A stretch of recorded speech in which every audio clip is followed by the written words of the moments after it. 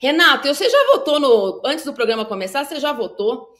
Eu já ouvi que a sua sugestão para substituto do Carpini no São Paulo, mas eu tenho certeza que a massa São Paulino, o Renan quer ouvir de novo, minha mãe quer ouvir de novo. Só que você não pode só dar a sua sugestão, você tem que defender seu voto. Boa tarde, Renato. Boa tarde, Marília. Boa tarde, Miri. Boa tarde, Renan. Claro que eu defendi a contratação de Domenech Torrent. Afinal de contas, ele teve uma passagem com aproveitamento de mais de 60% no Flamengo.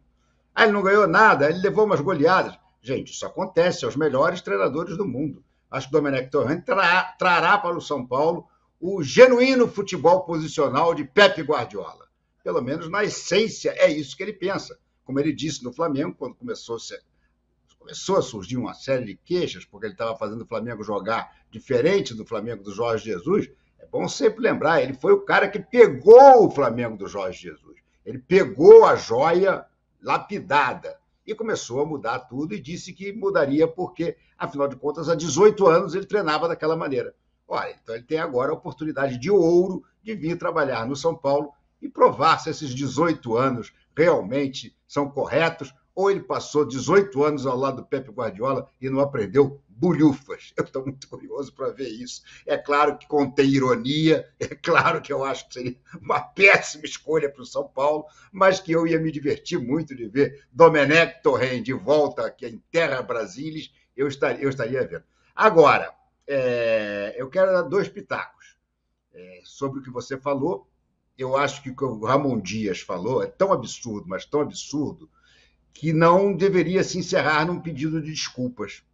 Eu acho muito complicado, eu acho quase que excludente a história, entendeu? É aquela coisa, tipo assim, é cartão vermelho. Você não pode dizer isso. E ele falou aquilo do fundo do coração. Não adianta ele dizer agora que ele foi mal interpretado. Não há má interpretação quando você lamenta o uso do VAR dizendo que ele é ainda mais tocado por uma mulher.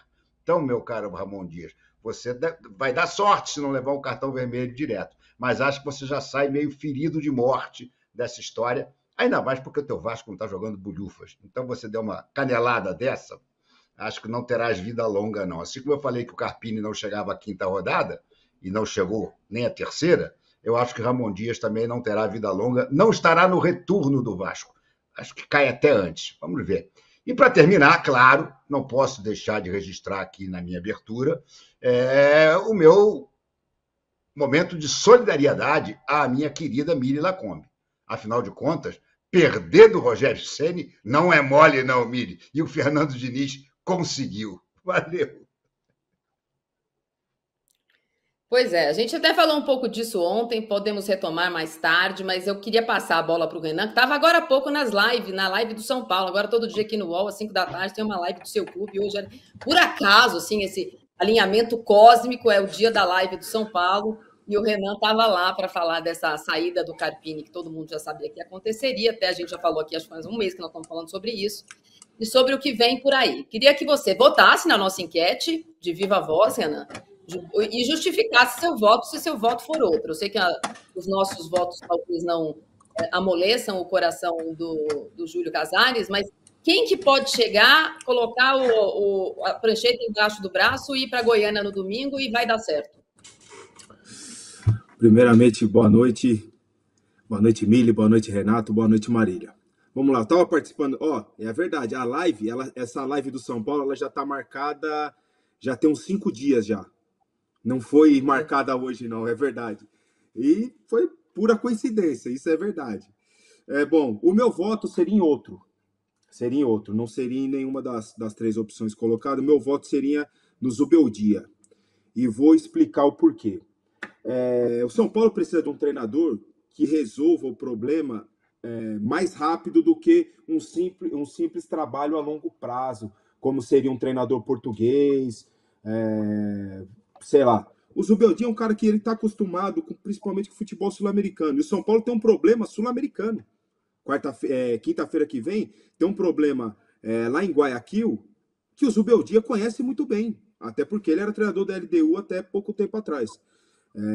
Muito mais acostumado com a América do Sul, questões de altitude, enfim. Eu optaria por ele. É um cara que campeão sul-americana, da Copa Sul-Americana, deu provas recentes de que é um bom treinador, eliminando inclusive o São Paulo.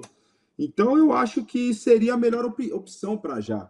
Depois que chegou no Brasil Jorge Jesus e Abel Ferreira, parece que o sotaque português de Portugal entende muito mais de futebol do que os outros, né? Porque a procura hoje é só por esses treinadores.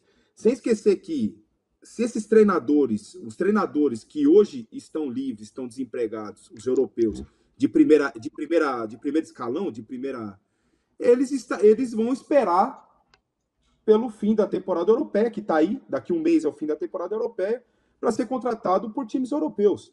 Então não viria para o São Paulo hoje um treinador português, um treinador europeu de primeiro escalão, de primeira prateleira.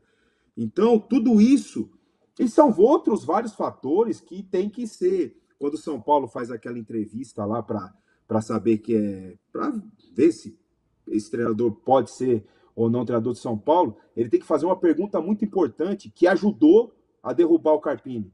O que ele pensa a respeito de James Rodrigues? Se ele conta com o James Rodrigues, se o James Rodrigues se enquadra ao modelo de jogo, se a intensidade do James Rodrigues se enquadra ao estilo de jogo dele, porque isso é fundamental. Isso ajudou a trazer problemas para o Carpini. E é um ativo do clube, é um jogador que está lá, que tem um salário altíssimo, uma multa rescisória também altíssima. Então, até isso, o São Paulo hoje tem que perguntar para esse possível futuro treinador o que ele pensa para vir treinar o São Paulo. Mili, a gente debateu esse tratamento que o Carpini teve no último mês, acho que principalmente depois da derrota para o Novo Horizontino, isso ficou claro, colocaram lá a morte lenta, sabe? Já estava só ligado por aparelhos, aí ficaram começando, veja, tem a data, vamos ver, tem a Libertadores, não tem ninguém no mercado, e esse começo ruim de Campeonato Brasileiro, que era previsível pela tabela do São Paulo, né? 2 times difíceis, a Libertadores estreando fora de casa, também não era exatamente um jogo fácil para o São Paulo. Então tem as duas coisas, tem o jeito como São Paulo lidou com isso e tem o fato verdadeiro de esses 100 dias de Carpini terem tido poucos bons momentos. Não, eu consigo entender o São Paulo estar desapontado ou não ver no trabalho do Carpini norte. Eu consigo. Eu não sou só críticas em relação à demissão do Carpini, não. Agora, escolher o pior momento possível, né? Ficar um mês esperando para fazer isso aí. Pois é. E assim, eu concordo, primeiro, Marília, parabéns pela sua abertura do programa, pelo editorial. Realmente eu fiquei emocionada e vibrando aqui, ouvindo você falar. Eu estou me mexendo pouco, porque a minha conexão, graças ao Elon Musk, está horrível, então estou parecendo um robô, né?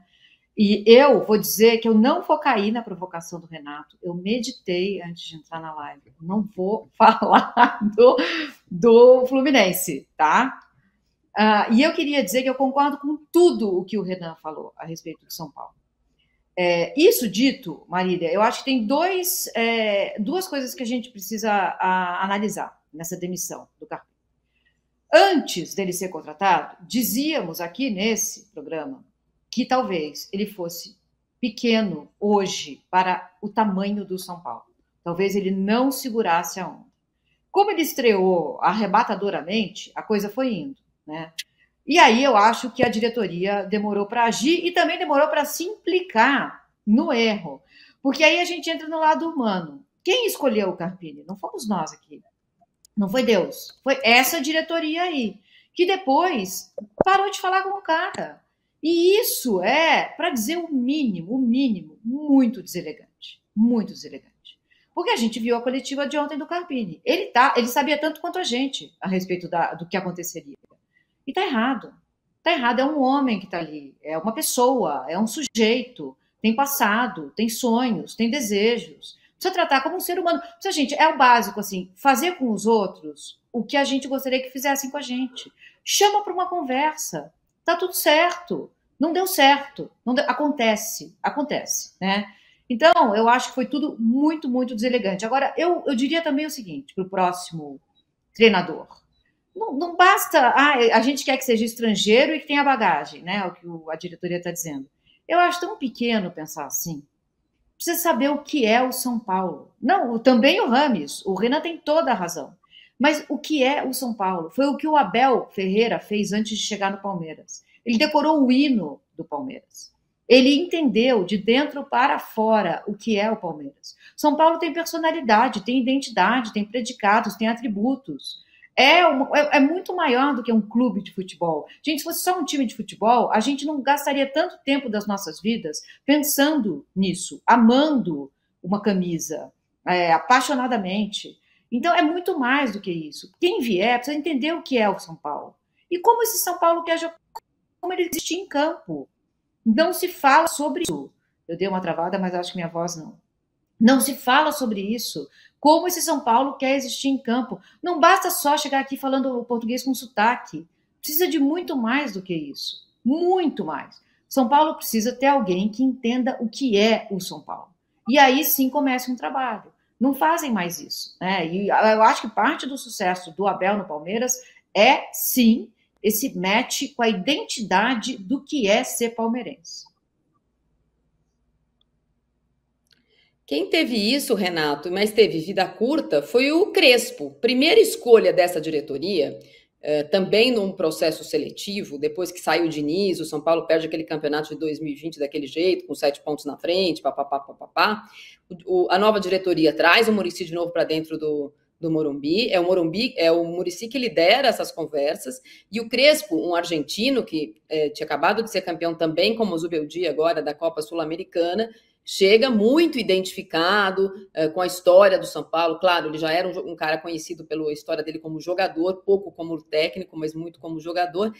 E teve um match, inclusive, com a diretoria, que falou para ele, olha, o Campeonato Paulista é a Copa do Mundo do São Paulo. Você põe todo mundo para jogar terça, quarta, quinta, domingo, segunda, terça, que era ainda um ano, ainda completando um ano de pandemia, e a gente precisa ganhar esse título. Ele ganha. Porém, na sequência, o São Paulo começa a tropeçar no Campeonato Brasileiro, tem jogadores que estão descontentes e tal, e ele perde o emprego para o Rogério Ceni. Eu não sei se isso que a Mili falou, nesse caso do São Paulo, vai adiantar. Me parece que nem quem está na diretoria do São Paulo, veja, com toda a vênia necessária, tem isso que a Mili falou, que é só o amor pela instituição e não pelo caneco. E não pelo que vai estar na segunda-feira, e não pelo resultado. E olha, eu gosto do resultado, mas eu não sou dirigente do São Paulo, né? O problema é que eu acho que a maior questão a ser resolvida no São Paulo está na diretoria. A diretoria é muito ruim e vem sendo muito ruim há tempos. As diretorias do São Paulo têm sido desastrosas. Elas não dão apoio nenhum a nenhum treinador. Um consegue ganhar o campeonato estadual que eles consideravam a Copa do Mundo. O que cá entre nós já era ridículo. Dizer que o estadual, porque não ganhavam títulos há muito tempo, o estadual era uma Copa do Mundo, aquilo já mostrava a pequenez psicológica da diretoria do São Paulo. Ainda assim, o Crespo ganha, e quando começa a ter alguns tropeços, aí o Rogério Ceni, que é sempre aquela sombra gigantesca pairando no Morumbi, embora tenha sido um goleiro excepcional, o maior da história, o maior ídolo da história do São Paulo, mas como treinador, até agora, pelo menos no meu modo de ver, não disse a que veio. Ganhou do Diniz, é verdade, né, Miri? Mas, enfim, a diretoria é muito ruim, os dirigentes são muito ruins. O São Paulo, que era antigamente considerado soberano, tá? A época do Juvenal Juvencio e outras coisas mais, de lá para cá, o resto da turma do Juvenal Juvencio é horrorosa.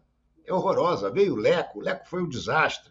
Agora está esse Casares aí, que acha que é o cara mais esperto do mundo, que diz que a torcida do São Paulo é a mais popular. Falam bobagens, falam besteiras aos montes, que deixam claro que o maior problema não é o coitado que está lá sentado na casa-mata, como gostam de dizer os gaúchos. É o cara que o escolhe e que o demite depois, com esses requintes de crueldade. Qual foi o sentido de deixar o Carpini dirigir o jogo do Flamengo, o jogo contra o Flamengo ontem? O que eles esperavam? Talvez uma goleada histórica para renascimento do Carpini? Era óbvio que não ia acontecer. Então, cenas constrangedoras. A entrevista coletiva do Carpini, depois do jogo, dava pena. Dava pena. Ele, coitado, dizendo, não, eu só sei pelas notícias que saem, mas comigo ninguém falou. Como se ele ainda tivesse algum tipo de esperança nesse tipo de gente que dirige o São Paulo, de chegar e tratá-lo com dignidade. Todo nada. Hoje deram-lhe um famoso pé no traseiro. Eu acho um desastre. E não me iludo, não. A não ser que chegue um Abel Ferreira, que comece a ganhar tudo, muito mais por mérito dele do que pela diretoria e pelo que eles dão, e aí a coisa se acerta porque os caras vão acabar entregando a chave do futebol para ele. Mas isso é muito raro, isso acontece uma vez na vida ou na morte. Aconteceu no Flamengo com o Jorge Jesus e aconteceu agora no São Paulo com o Palmeiras.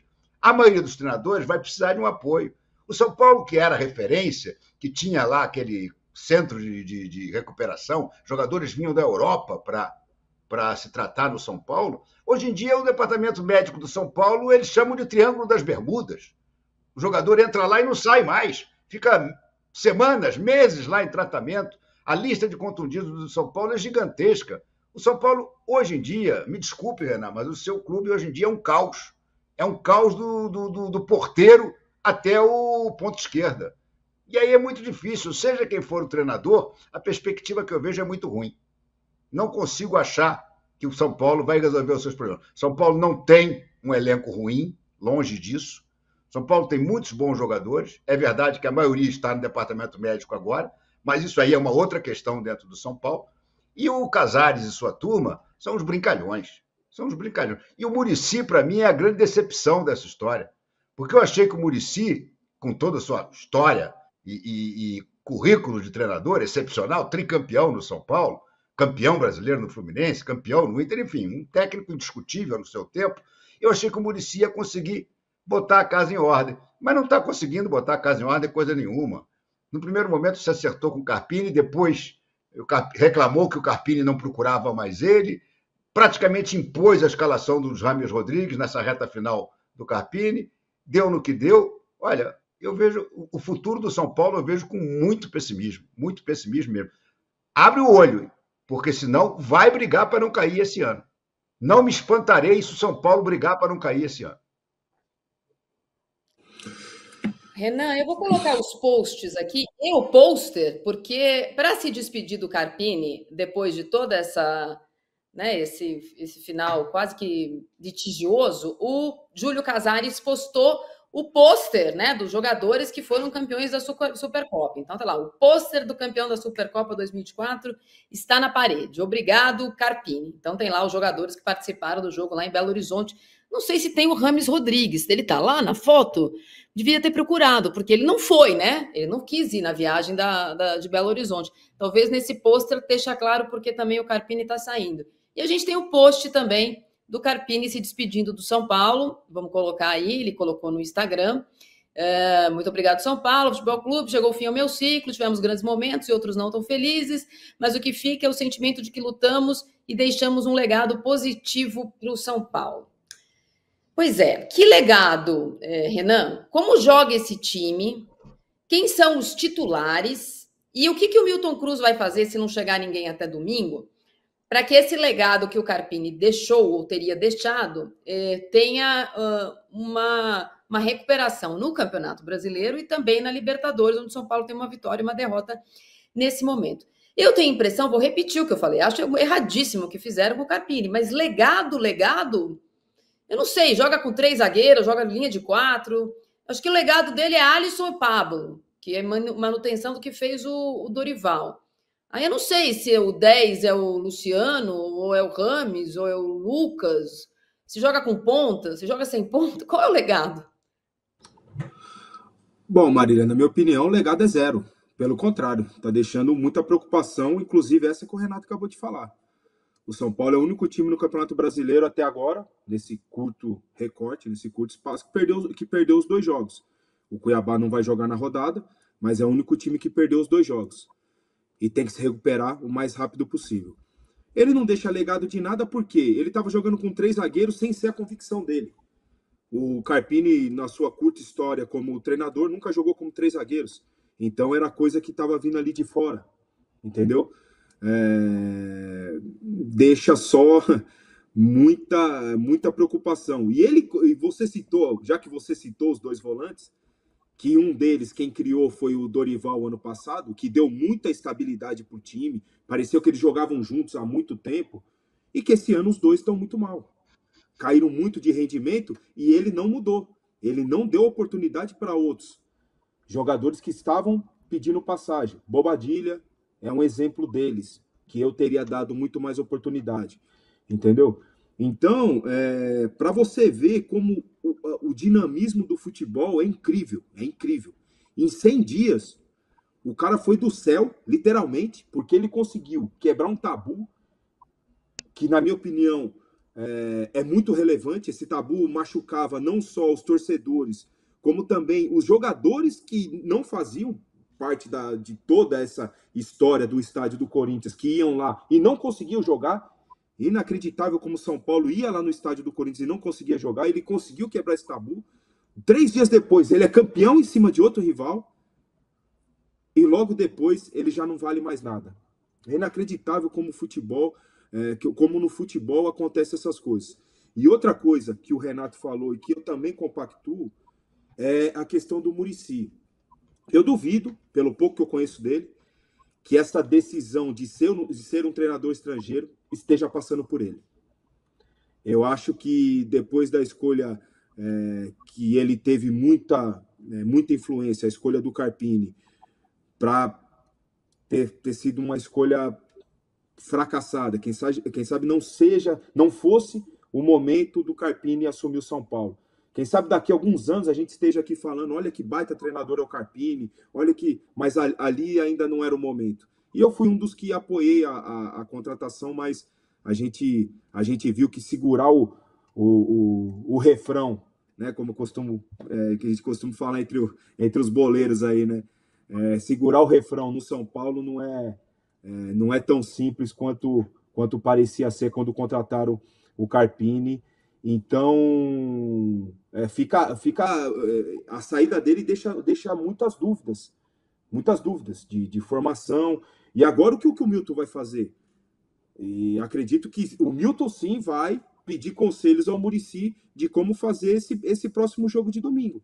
Porque o São Paulo precisa de um bom resultado. Precisa de um bom resultado, não, precisa da vitória. O único bom resultado para o São Paulo agora é a vitória. Porque se não ganhar, já começa a ficar aquele negócio, precisamos de 2 jogos para sair da zona de rebaixamento. Aí começa a mexer com a cabeça dos jogadores também. Como já estava mexendo com essa história toda errada da diretoria, levar o Carpini para o Maracanã, quando todo mundo já sabia que ele não ia mais ser treinador. Isso traz uma pressão também para o jogador. Eu já vivi momentos como esse. Você fica ali, o emprego do cara depende da minha performance. O emprego daquele cara que está ali no banco depende do nosso resultado. Se a gente perder, o cara perde emprego. Sabe? Começa a mexer muito com a cabeça do jogador. Então, é inacreditável o que aconteceu. E o pior é a postagem depois, né? A partir de agora, iremos em busca de um novo... Pelo amor de Deus, cara. Aí brincou, né? Falar que a partir de agora vai começar a procura por um novo treinador. Eu tenho certeza que daqui a pouco, ou amanhã cedo, vai ser anunciado um novo treinador. E em 12 horas você consegue contratar? Não estou contratando o cara que vai fazer pão na chapa pro café da manhã, mas estou contratando um novo treinador de um dos maiores clubes do Brasil. Então já começou faz um tempo. Alguns recusaram, daí vai procurando outros. Agora, o Carpini tem muito culpa em tudo que aconteceu, os jogadores também. Agora, a forma com a qual trataram ele não foi legal. Pelo contrário, foi de desrespeito, na minha opinião, foi de desrespeito com a pessoa. E a diretoria do São Paulo ela também se preocupa muito com a opinião das organizadas. Ele não quer se indispor, eles não querem se indispor com as organizadas.